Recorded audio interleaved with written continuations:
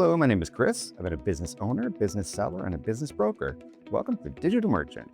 This is your channel for digital marketing, online business, and growth strategies without all the noise. So today, you're going to be covering how to sell a mobile app business. Let's see what we can find out. I don't know about you, but I have a gazillion apps on my phone. So if you have a mobile app business, I'd be a great customer for you. So I'm just going to start out right there, but let's kind of get into detail here. So, and some of this is going to overlap. It doesn't matter what industry you're in. You know, there's certain things that are just part and parcel to selling a business. You know, so but some of this is truly industry specific. But ideally, you're looking for growth velocity. Year over year, how are the numbers? And how's the performance? And is there a trajectory? Is it going in the right direction? Super important. I mean, that's probably the most important thing, because if you're not growing, you're not, expanding and the numbers aren't coming in, then, you're either flat or declining. Never good. Risk mitigation. So a lot of digital businesses are very non-tangible. And I've said this before,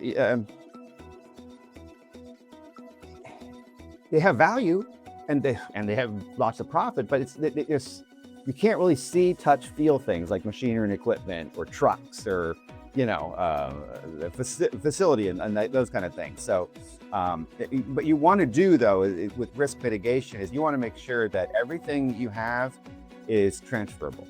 Everything you have agreements locked in, whether you're actually creating the apps yourself or you're outsourcing it, that's all transferable. So you want to reduce that risk, because what that does is it builds value. So turnkey transferability, there we are again. SOP, standard operating procedures, and clean code handoff. Whoever's writing the code, you got to make sure that they're okay with you transferring it to somebody else. You don't want that to pop out of the woodwork down the road during, the hopefully the sale or during due diligence. It could kill it. It could kill it right there. Especially if it's, the person or persons writing your code disagree with it, and then, then you really got an issue, and it's a legal issue. So keep an eye out for that. Financial integrity. Doesn't matter what business you're in, you got to have clean P&Ls, books, records, and verifiable add backs, real add backs, not stuff that, you're kind of just throwing in there and it's going to get kicked out. And try and convert to an accrual base versus a cash, because it really helps to kind of clean up the numbers a lot. And so for this industry, you're talking about like recurring subscriptions. You want to see that. You want to see, that you're continuing to, the people who have downloaded your app and they're using your app, continue to pay for the app. And or boost it even higher. So that's super important. Monthly recurring, and then annual recurring. So in-app purchases, same thing. Just like I just said, it is your user base, is your clientele. Are they increasing or going to? If you have multiple tiers or different plans you can offer, are they moving up levels, or are they just stagnant and stale? And sometimes stagnant and stale is not bad, because at least they're still paying for it, but are they increasing it? And of course, ad monetization, that's so important. Ideally, that's usually ad monetization, I can't tell you how important that is, especially for digital businesses. It really is. So that kind of brings us to the multiples. Every industry has their own kind of ratio. This particular one is about 2.5 to 4.2. Not to say it couldn't be higher, or in some cases even lower, depending on the company. But the way we get to that number is we're taking the SDE, sales discretionary earning, okay? And then you're taking the salary, you're taking the owner's expenses, and then some add backs, and that's how you get that number. Usually, the multiple, it's industry specific, but it's also based on how well the company performs. Is it dialed in and strong and everything's clean and polished and the numbers are growing? Well, you're going to get a high multiple. Is it stale, stagnant, or even declining? and the books are kind of messy, you're probably not going to get a very high detail multiple. So, keep that in mind. The biggest thing is start cleaning as soon as possible. Start polishing anything that you can, because you're building value in your company, and ultimately, it's going to help you, whether you sell or not. I mean, because that's really what it's all about.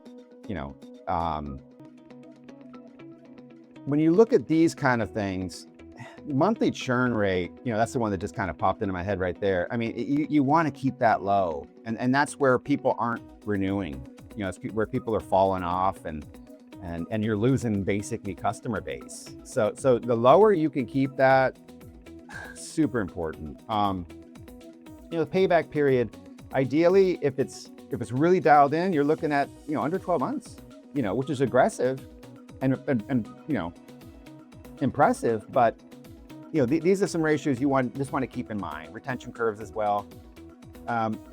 Again, no matter what industry you're in, organic always beats paid, because organic is like naturally occurring. It just you didn't have to pay a ton like you do for the paid version. So yeah, organic speaks for itself, and if you have the luxury to have that, then you're really in a good place. Now we're kind of getting into the due diligence things, code quality, architecture. Like I said before, it's got to be clean. Your code bases. You've got to have a well-built backend infrastructure, because that's all it is. I mean, you're talking about code, and you're talking about backend, and computers and some servers and those kind of things. I mean, this is where a deal could fall apart. The IP and contractor sign-offs. What are we talking about there? Well, the people who write the code. You gotta make sure that they've signed off and says, okay, you know what, it's yours, and I have no problem with it, because it really can become a deal breaker. So these are things you definitely want to even take a screenshot of it. So ideally, it'll help you down the road when you're thinking about ultimately selling. So the sale process. This is pretty standard for every industry. Let me see if I missed a screen or not. Oh, I did. So I'm back. App Store. Okay, so there's only so many that I know of places. You got what, the Google, and you have Apple, and maybe you have, I don't know, one or two other things. So you've got to make sure that account you have is transferable. There's no hiccups or hurdles or bobbles. Super important, because that's the lifeblood of the company. How people downloading the apps on their phone. Subscription, same thing. You got to make sure that everything's clean and transferable. I can't stress that enough. Ad networks as well. But if you're in the industry, like or you should know what you should double check. What do I need to really look at and say, hey, you know what? Because you're going to have agreements and contracts and different connections with certain individuals that maybe it was just like a handshake deal type of thing, and nothing's really in writing. Well, you got to get it in writing now. This part, the sale process, is really this is standard for every business that you're going to sell. Get your financials ready, clean them up, get good solid ad backs, and then watch your dashboard. After that, if you chose to sell it yourself, you'd have to create a confidential memorandum, or a broker, if you choose to go that route, would help not only create that memorandum, but also really vet the buyers. Keep it, because your company, there's so much confidential things to it that, I mean, one wrong file that goes out could really damage your business, and I'm not trying to do it as a fear factor, but that's just an honest truth. I mean, there's competitors, and then there's other people that just, are sneaky, and they want to, get the details of your business. So confidentiality is pivotal, but also marketing it. And then you're talking about, negotiating, which that brings us to the next one, LOI and due diligence. The LOI, when you get to that level, that's where you're negotiating.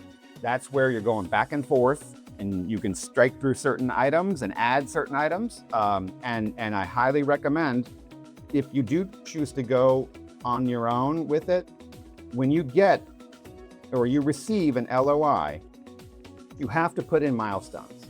What do I mean by that? Well, generally that LOI is going to come in with, like, they're looking for 90 days. They want 3 months to tie your business up, maybe 2 months, 60 days sometimes. That's a very gray area. You're giving that person the luxury of 60 days. So a milestone is like, okay, I want approval of the financial documents. I want approval of, any step of the way. You just, but make it like a week-long process, or maybe 2 weeks for this part, maybe 1 week for that. That keeps the buyer's feet to the fire and keeps you clear, because if something goes sideways on it, you have an out. You can sit there and say, you know what, you breached that milestone, and you'll know. I mean, you'll know if the buyer's like wasting time or dragging feet, you're gonna know. But those milestones are gonna help you kind of keep things on track and on pace. Asset purchase agreement, and so then if you get that far and you've gone through due diligence, then hey, it's a home run. You pretty much, you're handing over the keys and you're getting a wire deposit or whatever, and you're gonna be very happy. So, either way, whether you choose to do it yourself or you go with a brokerage, you're looking at a minimum of 6 to 12 months to prepare and get your company cleaned up. Now, it may take less time because you may already have it dialed in. It may be, just completely turnkey. If not, plan on about 6 to 12 months. You can do it on your own, but you got to remember, you're basically creating another part-time job for yourself. In some cases, it becomes a full-time job that disrupts your business. There's options like Quiet Light brokerage. And so what I really love about them is they specialize in only online businesses. Okay, so here you are, you got a mobile app business and you want to sell it. Well, every single, and with my experience with brokering, I have never seen this blueprint or this formula that Quiet Light has. And what is it? Well, every single advisor on their team has either founded, built an online business, bought an online business, or sold, or all three. I've seen other brokerages where one person may specialize in it, but I've never seen one where everybody at the company has industry-specific knowledge. Why is that important? Well, right now, whether you choose to go with a broker or not, you need information. You got to just get out there and learn as much as you can before you choose to sell. It may be, the direction you may want to go is to sell it yourself. Or you may sit there and say, you know what, wow, there's too much involved. I don't really want to take that on and run my business day to day. Well, that's where a broker comes in. And the great thing about Quiet Light is, when you talk to them, it's a free, no hassle conversation you're going to have with the advisor, confidential, and they're going to tell you where your business sits. Is it ready to sell now? Or do you have to do other things? Are you missing certain parts? And they're going to advise you on areas to improve if you have to improve things. I mean, I think that's amazing. You've got nothing to lose by even just treading into that as a possibility. There's only so much information you can get online. And there's a point where you want to start talking to a human and see what options you have. And I just like the fact that, again, it's no pressure.